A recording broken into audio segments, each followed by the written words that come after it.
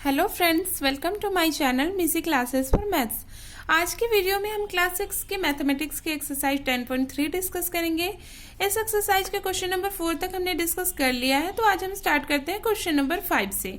What is the cost of tiling a rectangular plot of land 500 metre long and 200 metre wide at the rate of ₹8 per 100 square metre. अब question क्या कहता है, एक rectangular plot है जिसकी length है 500 metre और breath है 200 मीटर। आपको क्या करानी है, इस पे टाइलिंग करानी है और किस रेट से करानी है, ₹8 per 100 square metre. It means आपने 100 स्क्वायर मीटर कराया तो आपको ₹8 उसे देने होंगे। ठीक है, ₹8 उन्हें देने होंगे। तो आपको पूरे एरिया में टाइलिंग करानी है तो आपको कितने रुपीस उन्हें देने होंगे, ये हमें फाइंड करना है।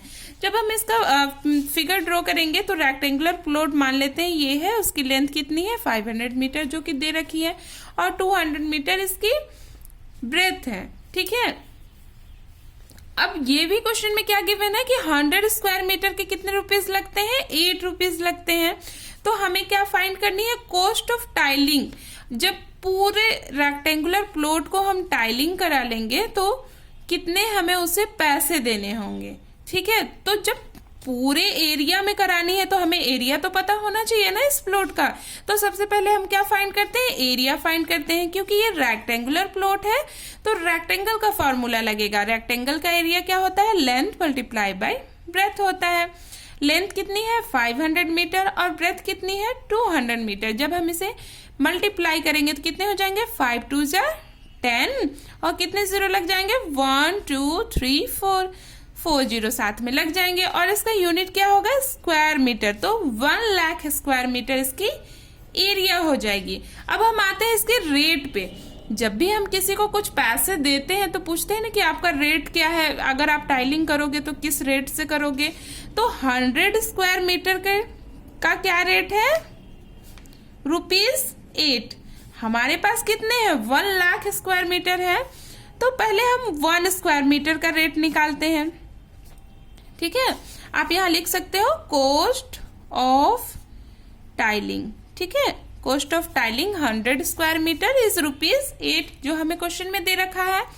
फिर आप सेम यहां लिखोगे cost of tiling 1 square metre is equal to 8 divided by 100।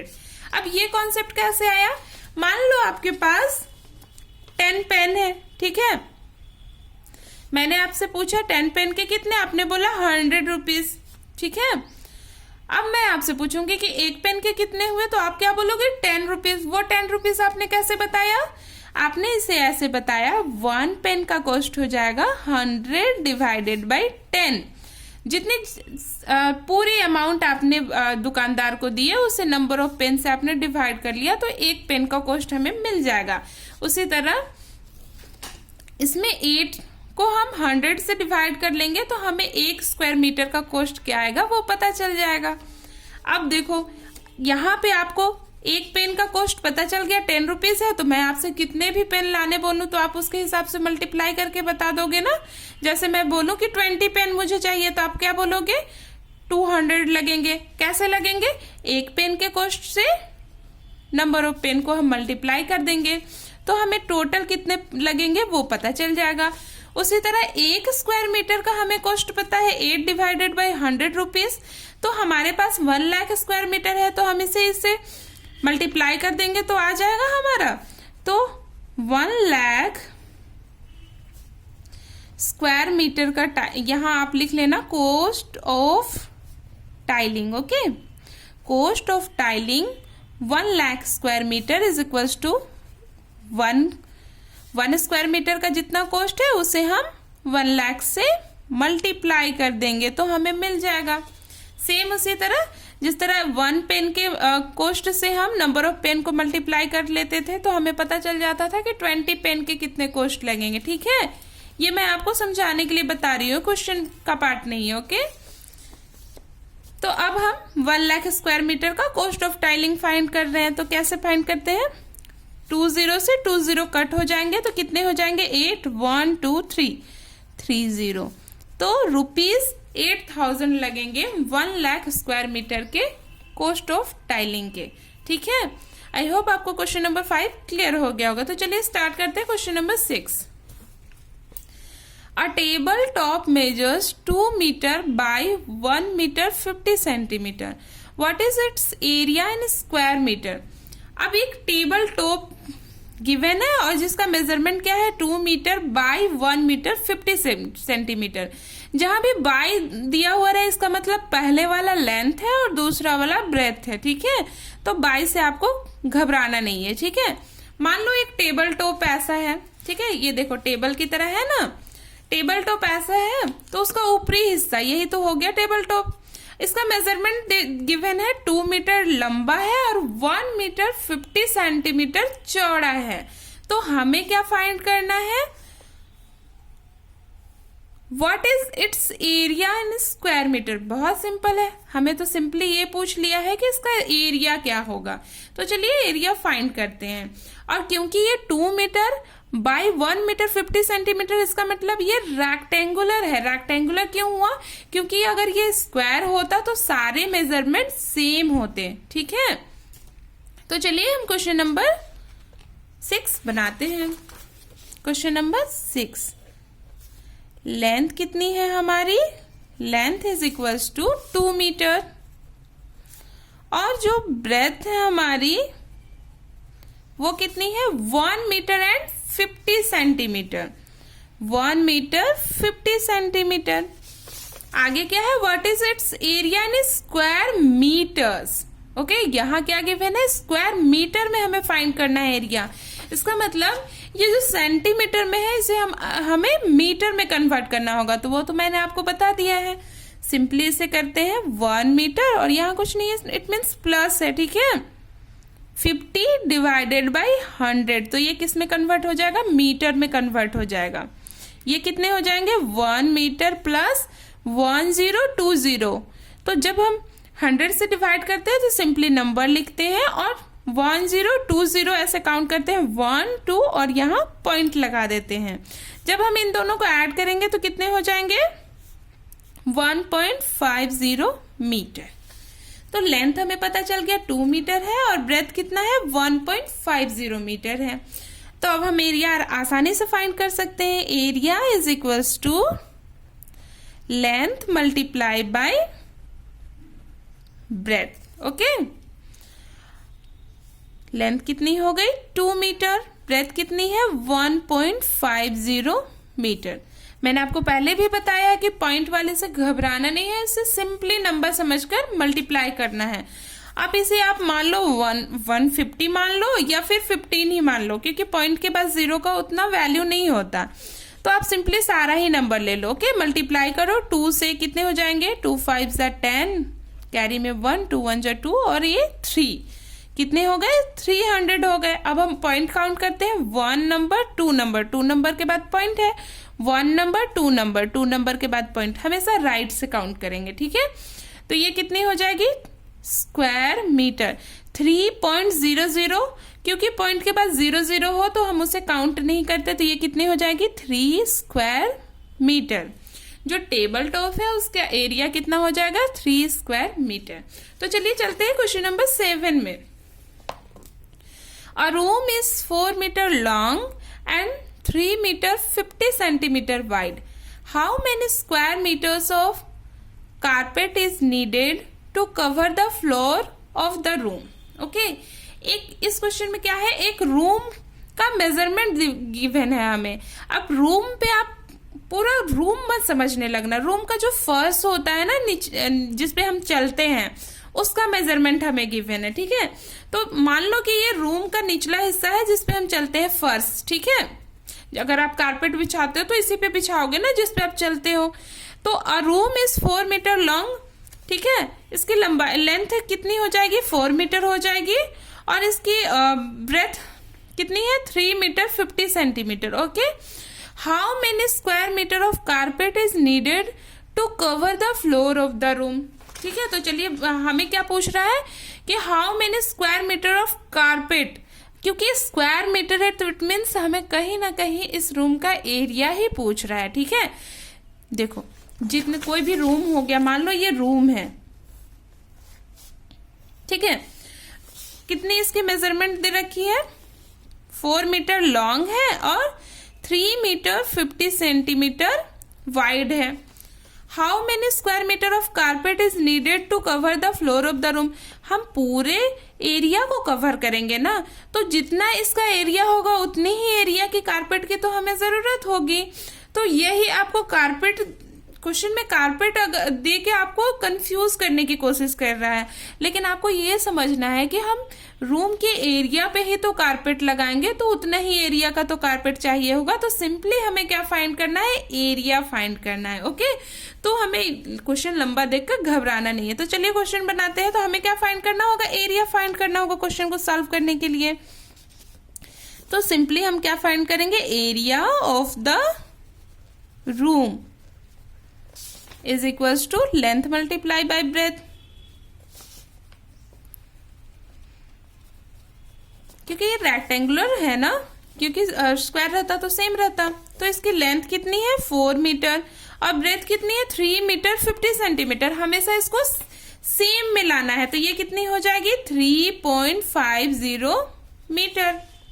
ठीक है, क्योंकि 50 सेंटीमीटर को जब हम कन्वर्ट करेंगे मीटर में तो 0.50 मीटर होगा, और जब इन दोनों को ऐड करेंगे तो 3.50 मीटर होगा। तो ये कितनी हो जाएगी, 3.50 मीटर।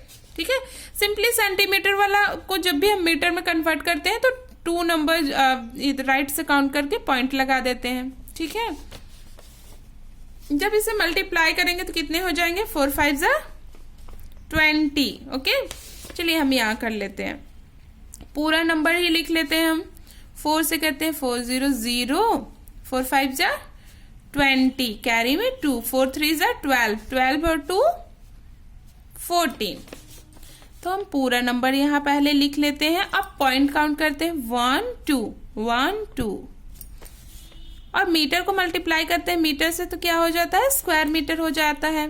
तो एरिया ऑफ द रूम हमारा कितना हो जाएगा, 14 स्क्वायर मीटर। तो हमें कितने कारपेट की नीडेड होगी, कितनी जरूरत होगी, 14 स्क्वायर मीटर कारपेट की ही जरूरत होगी। तो हमारा आंसर क्या हो जाएगा, 14 square metre carpet is needed to cover the floor of the room. Okay, तो चलिए अब हम देखते हैं question number 8। A floor is 5 metre long and 4 metre wide. Okay, एक फ्लोर है जिसका मेजरमेंट कितना है,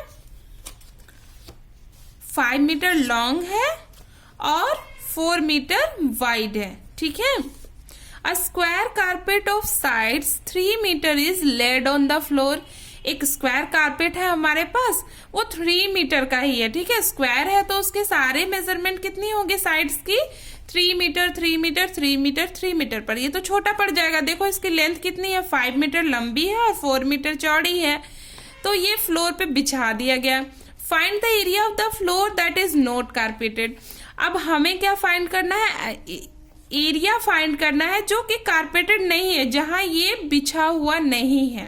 ठीक है, मान लो ये रूम है और ये मान लो कारपेट है 3 मीटर वाला। अब इस पे आपने इसको बिछा दिया, लेकिन यहाँ तो पूरा कवर नहीं कर रहा है ना, क्योंकि इसकी मेजरमेंट डिफरेंट है, ये कम मेजरमेंट का है। तो कुछ तो एरिया ऐसे बच रहा है जो कि कारपेटेड नहीं होगा, जहां ये बिछेगा नहीं। तो हमें क्या फाइंड करना है, ये एरिया फाइंड करना है। तो ये एरिया कैसे फाइंड कर सकते हैं, हम सिंपली इसका एरिया निकालेंगे। ओके, जब हम पूरे का एरिया निकालेंगे और इसमें से इसका एरिया माइनस कर देंगे, जो कारपेट हमने बिछाया हुआ है इसका एरिया माइनस कर देंगे, तो ये हमें पता चल जाएगा। तो चलिए क्वेश्चन बनाते हैं हम। ठीक है, क्वेश्चन नंबर 8। सबसे पहले हम अलग अलग फाइंड कर लेते हैं, फ्लोर का क्या एरिया होगा और कारपेट का क्या एरिया होगा। ठीक है, तो area of the floor is equals to length multiply by breadth. क्योंकि रेक्टेंगुलर है ना, तो इसकी लेंथ कितनी है, 5 मीटर लॉन्ग है और 4 मीटर वाइड है। तो 5 मीटर लेंथ हो जाएगी और 4 मीटर ब्रेथ हो जाएगी। तो ये कितने हो जाएंगे, 5 4 20 स्क्वायर मीटर। फ्लोर का एरिया हमें पता हो गया। अब हम क्या फाइंड करेंगे, area of the carpet, square carpet. Okay, shape भी गिवन है, square carpet is equals to side multiply by side.